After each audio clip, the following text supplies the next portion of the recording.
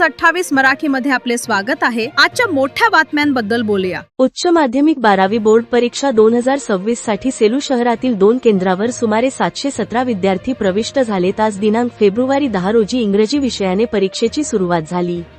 सेलू शहरातील नूतन महाविद्यालय येथील परीक्षा केंद्रावर 16 हॉलमधून 392 विद्यार्थी परीक्षा देत आहेत।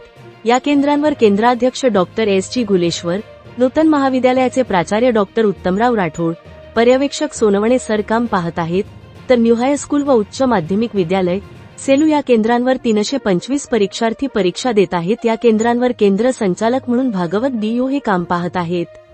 सध्या प्रशासनाकडून कॉपीमुक्त परीक्षा वर भर दिला असून प्रत्येक केंद्रावर पोलीस बंदोबस्त, बैठे पथक, भरारी पथकांची नेमणूक केली असून एकाही केंद्रांवर कॉफी होणार नाही। याबाबत काळजीपूर्वक नियोजन सेलू गटशिक्षणाधिकारी श्री गजानन वाघमारे यांनी केले असून ते या केंद्रावर बारकाईने लक्ष देत आहेत। यावेळी सेलूतील परीक्षा केंद्राला उपविभागीय अधिकारी श्री शैलेश लाहोटी व तहसीलदार श्री डॉ. शिवाजी मगर यांनी सेलू परीक्षा केंद्राला भेट दिली। परभणी जिल्हा ब्युरो चीफ उत्तम लोखंडेची रिपोर्ट।